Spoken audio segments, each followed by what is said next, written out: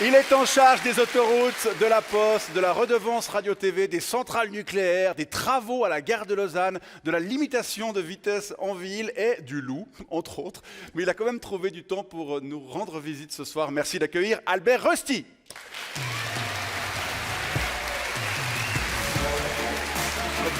Bonsoir.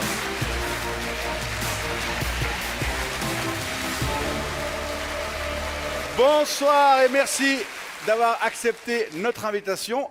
Comment ça va? Merci, ça va très bien. Bonsoir Abienne, bonsoir les romans. Voilà, on est là. Content d'être là.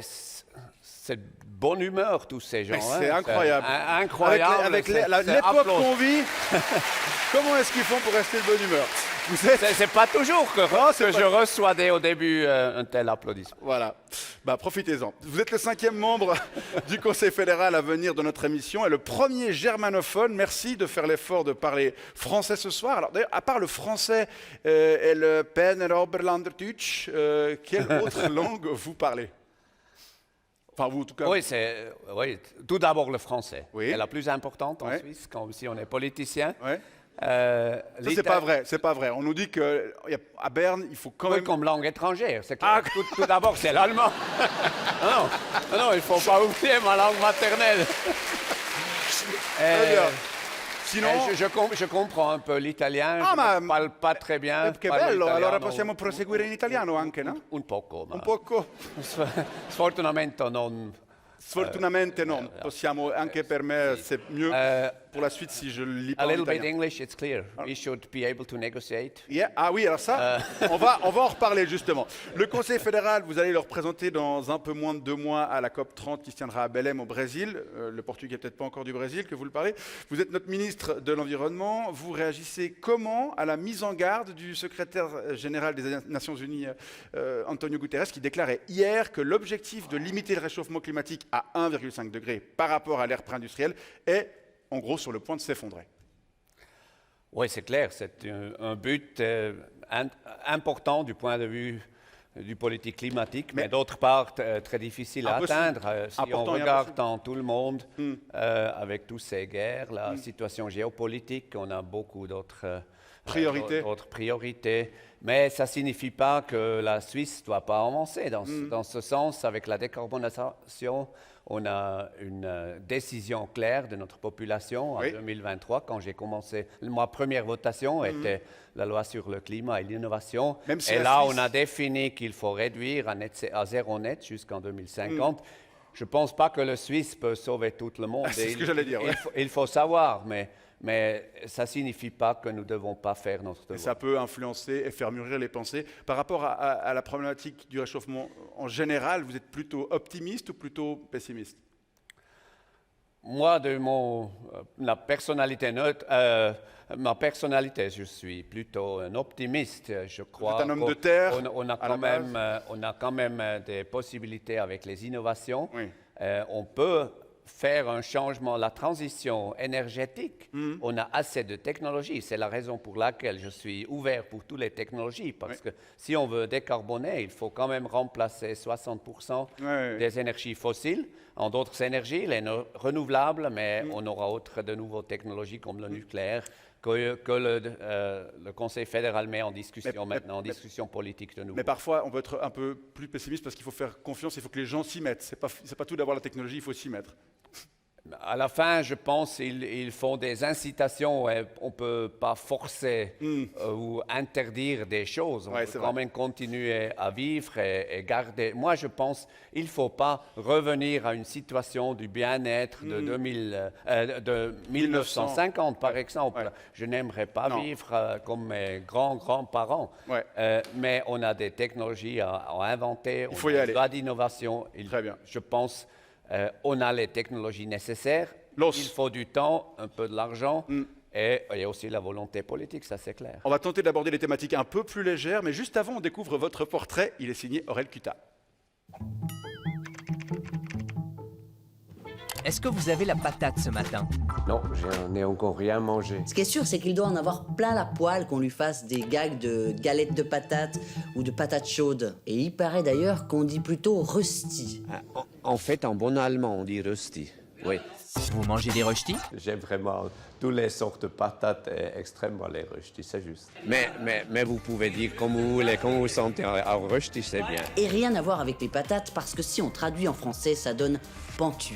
Comme la route à Kandersteg, là où il est né, avant que Dieu crée le Leutsberg. Depuis, il est devenu ingénieur agronome, docteur en économie. Il garde un pied dans ses bottes et l'autre dans ses mocassins vernis. Rusty, soit il a une pelle dans les mains, soit il enroule une à Thérèse.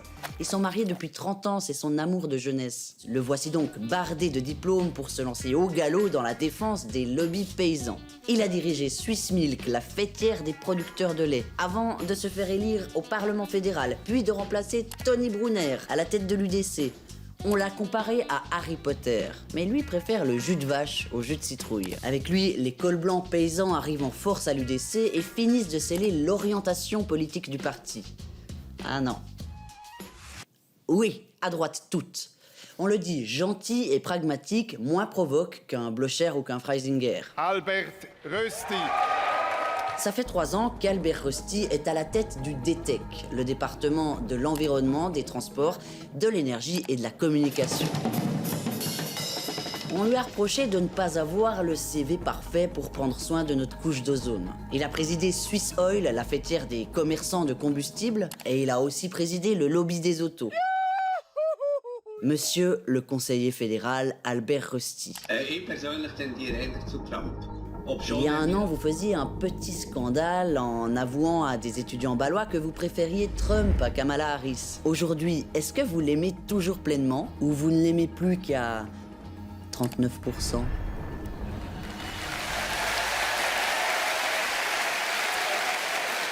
Albert Rösti vous présente Maxime de Bernardi. Bonsoir. Bonsoir, monsieur. Un citoyen qui vous apprécie beaucoup. Oui, en particulier Merci. à propos de 2 sujets qui vous sont chers. D'abord, en tant que président du Club libertaire invitant à un trafic œcuménique, le Clito, je salue votre rejet du 30 km/h en ville. Ensuite, en tant que président... Attendez, on va prendre les choses les unes après les autres. Pourquoi vous voulez contraindre les villes à ne pas étendre les zones limitées à 30 km/h? Je ne veux contraindre personne, c'est important. Il faut garder toujours les limites concernant le bruit.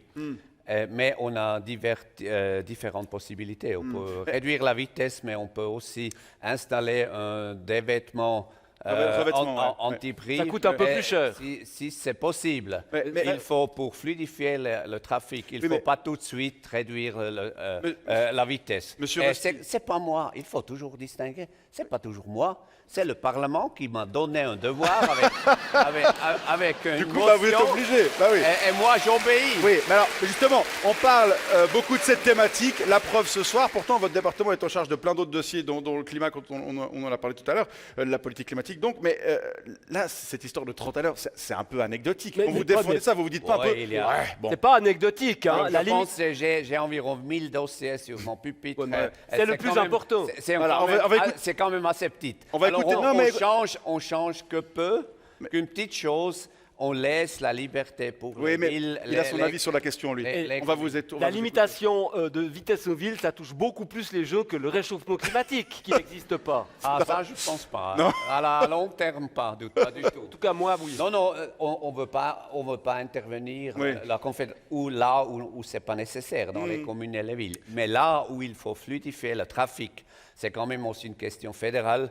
Et on va changer l'ordonnance, c'est maintenant en consultation, on peut encore réagir, on va voir ce qui va passer. Vous parlez du bruit et de la pollution, mais il y a le risque d'accident, non? Ça, on dit que le 30 à l'heure pourrait réduire tout ça. Non, c'est pas vrai. Moi, quand on roule à 30 km/h, on passe plus de temps sur la route, donc on pollue et on fait du bruit plus longtemps. Et puis personnellement, moi, quand je roule à 30, je m'endors au volant, donc pour les accidents... Voilà. à la même côté.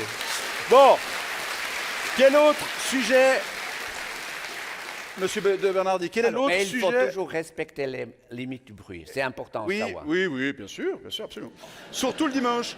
Mais et à il faut partir de prendre les 22h. mesures justes. Vous avez raison. Ah, c'est quoi l'autre sujet à propos duquel Eh vous bien, appréciez la position de M. Rusty? En Monsieur tant que de président Bernardi. du symposium audiovisuel libéral opposé à la perception étatique, le salope, je saluais la position, votre Au passé. position sur la redevance. À l'époque, vous vouliez la supprimer puis la faire passer à 200 francs. Maintenant, je ne sais pas ce qui se passe. Malheureusement, vous avez retourné votre veste, qui est d'ailleurs très jolie des deux côtés. C'est vrai.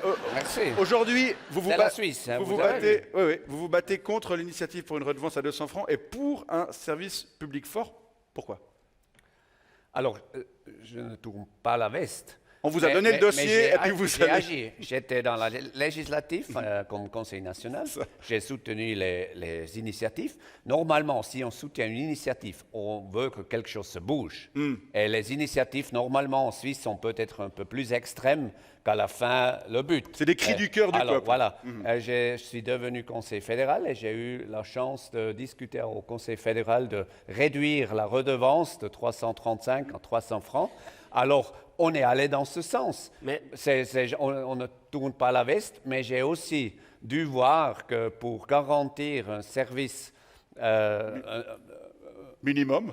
Public. Non, pas Public. un service public, pas minimum, pas du tout minimum. Un service public dans 3 langues, dans 3 cultures en Suisse, très décentralisé. Et il faut quand même une certaine base et on ne devrait pas aller au-dessous de cette, Pardon. de cette base. Ouais. Et en même temps, on respecte le but principal de l'initiative. Pardon, mais 300 francs de redevance pour financer, on l'a encore vu ce soir, des émissions faites par des gauchistes. Je veux dire, il faut dire ce qui est. Pas, je veux dire, moi, en tant que personne normale, donc de droite, je vois pas pourquoi je financerais ça. Mais- Ouais, vous allez voir, on aura une grande transformation maintenant dans la SSR. Elle va devenir- Parce qu'ils doivent quand même réduire les Bah oui. budgets avec ces 300 francs Et puis elle- de 2700 millions de francs. Alors c'est grave. Alors il faut quand même que quelque chose se bouge. Ils doivent décider quelle émission est aussi à l'avenir Ouais. nécessaire pour garantir le service public. Bah, Mais justement- on ne peut pas aller au-dessous de ça. Alors, une émission Sinon, on perdra aussi les émissions que vous aimez. Ouais. Cher monsieur, C'est quoi vos merci, émissions préférées, Merci de me soutenir. À Mais part, oui. Mais moi, que j'aimais vous bien aimez, par exemple, le Yass, le Yass. la fête lutte, Oui, ça, oui. les Les, émissions, les anges de la télé-réalité, vous les, regardez? les émissions de la politique, par exemple. Arena. C'est toujours important que ça reste. Monsieur Rusty, une émission C'est en comme, faveur de vous. une Merci. émission Ouais, bon, comme la d'accord. nôtre, nous on est dans la case divertissement, vous considérez qu'elle a encore sa place dans l'offre de service public? Le divertissement. Ouais. Notre émission, par exemple. Oh. ça dépend.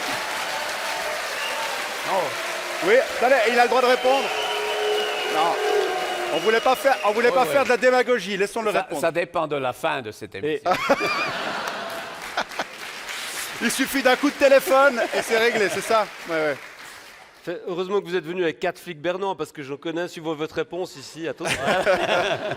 Bon, mais vous aviez un truc à dire, je crois, par Non, mais rapport il à a ça. déjà répondu. Ah, c'est déjà fait, ok. Ah, voilà. Alors, on va sortir de Suisse. Vous avez sans doute entendu parler de l'arrêt d'une autre émission du satiriste américain Jimmy Kimmel, détesté par Donald Trump et dont on dit que son retrait aurait eu lieu pour satisfaire le président.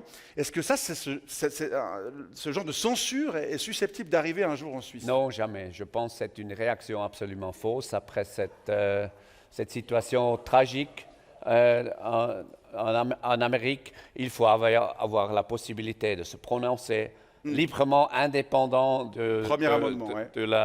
du droite, du gauche. Il faut le faire. Moi, dans mon département, c'est aussi la communication. Je suis aussi ministre des médias. Et il faut une grande diversité dans les médias, dans les émissions. Et vous, on alors, ne va jamais interdire quelque chose. On Mais vient comme- même comme conseil fédéral, J'allais dire- on vient même dans une émission comme la vôtre. Non, mais j'allais dire. Merci. J'allais dire, quand on va s'adresser un peu aux tripes, au sein du département, quand vous sentez qu'il y a des gens, des collègues, des collaborateurs ou des collaboratrices qui vous critiquent, qui ne sont pas d'accord avec vous, comment vous faites pour gérer ça? C'est absolument important. De quoi? J'ai cru interdit. Non. Important. Non, comment vous Non, faites? dès le début, j'ai dit, je veux aussi l'opposition, je veux savoir le raisonnement Qui n'est qui pas est d'accord. peut-être contre moi, mais à la fin, c'est le chef qui décide et il faut rester loyal. Moi, j'ai encore une question. Oui, rapidement, monsieur, parce que le temps file. Hein. Vous avez dit que la SSR allait faire un grand changement, beaucoup de coupes budgétaires. Mais est-ce qu'elle va passer à droite, vous pensez Madame Villet, par exemple, Non, elle est de quel parti Elle est de quel côté, Madame Villet? Elle doit avoir, les émissions doivent avoir une grande qualité et une haute qualité. Une haute qualité signifie qu'on regarde, de droite. qu'on regarde à droite et à gauche. Oui. On reste neutre selon la Très bonne réponse. concernant la Si politique. on regarde à droite et à gauche, je m'excuse, mais on ne peut pas voir la télé parce qu'on fait comme Non, ça. il faut toujours... On voit rien. Très bonne réponse. Un tout petit peu boisé de monsieur Rusty. On vous propose maintenant de répondre à quelques questions de téléspectatrices et téléspectateurs. Elles ont été laissées pour vous sur notre répondeur.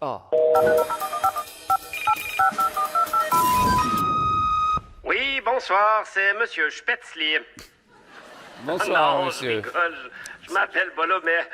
Monsieur Rusty, je voulais savoir si c'était pas trop difficile de porter le même nom qu'une préparation à base de patates et accessoirement si vous en aviez pas marre qu'on vous fasse constamment des plaisanteries à propos de ça. Bonne soirée! Vous en avez- Oui, je peux vous donner... Vous pouvez le dire. Hein. Je peux vous donner raison. Quand quelqu'un me demande, quand je me présente, Rusty, et quelqu'un me dit, moi j'ai faim. Maintenant j'ai faim.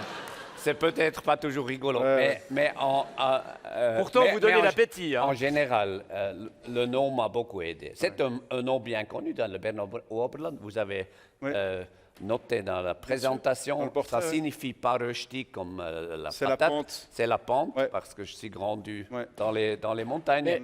Et moi, je dois quand même être honnête, le nom Rusty m'a aidé dans ma vie politique parce que... C'est sympathique. Ça ouvre le rapport sur un sourire. Ça ouvre les portes, ça ouvre a tout de suite envie de rigoler. les discussions. On Absolument. n'a pas du tout envie de vous prendre au sérieux dès le départ. La politique est souvent assez sérieux, assez triste, alors c'est bien de pouvoir plaisanter, au moins sur le nom. Deuxième message. Oui, bonsoir, c'est Monsieur Knöpfli. Eh non, je rigole, je m'appelle Miseré. Monsieur Rusty, je dirige une entreprise de décolletage spécialisée dans les pièces pour l'horlogerie à Courtébert. Et alors, je peux vous dire qu'avec ces tarifs douaniers de 39%, là, eh ben, on tire salement la langue. Hein. Et alors, je voulais savoir, vous pourriez pas y aller, vous, à Washington, pour négocier avec l'autre cinglé, là?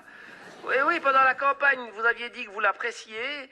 À ce qui paraît, vous parlez bien l'anglais et apparemment, il y a plusieurs parlementaires de tous bords qui soutiennent cette idée. Alors, s'il vous plaît, nous laissez pas tomber et allez-y.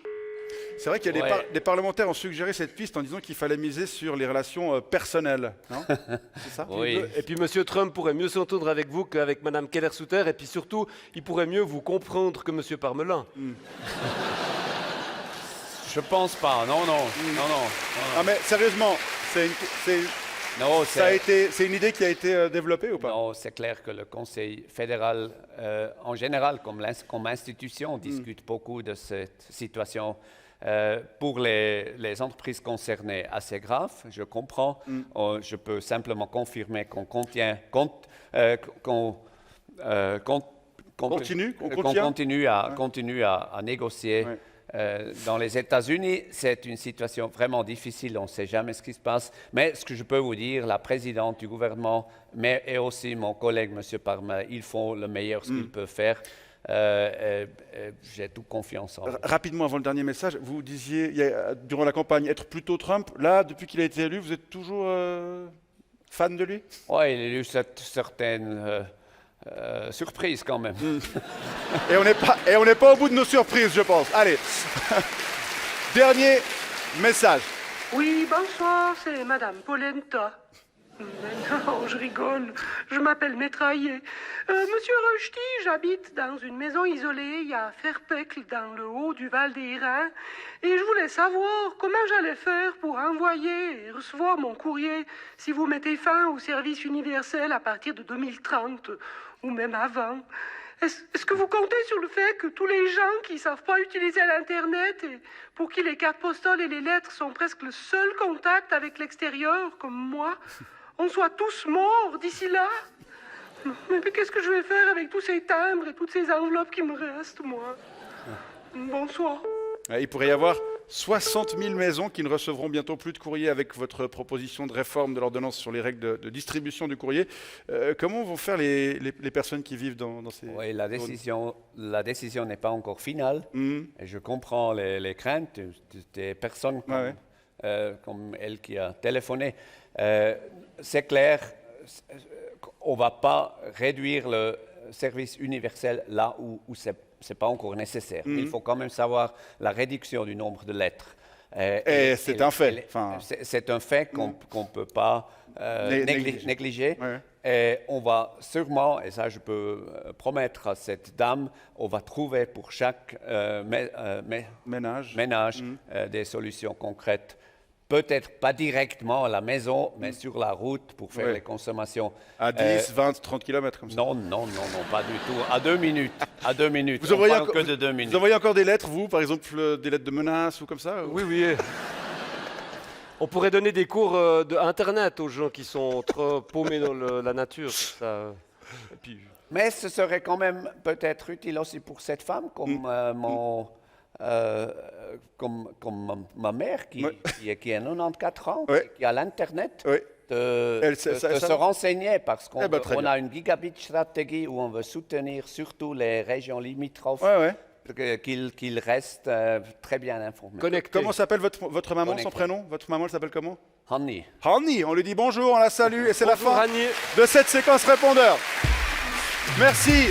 On arrive déjà au terme de cette émission. On vous remercie infiniment d'y avoir participé. On vous souhaite une bonne suite de mandat et une bonne fin de week-end chez vous du côté de Thun. Merci monsieur de Bernardi d'être passé nous voir. Merci monsieur. Bonne vous soirée. Continuez à me soutenir. Mais alors pas sur la redevance, mais sur le trottoir. Allez, merci bien également. Ça marche. Voilà.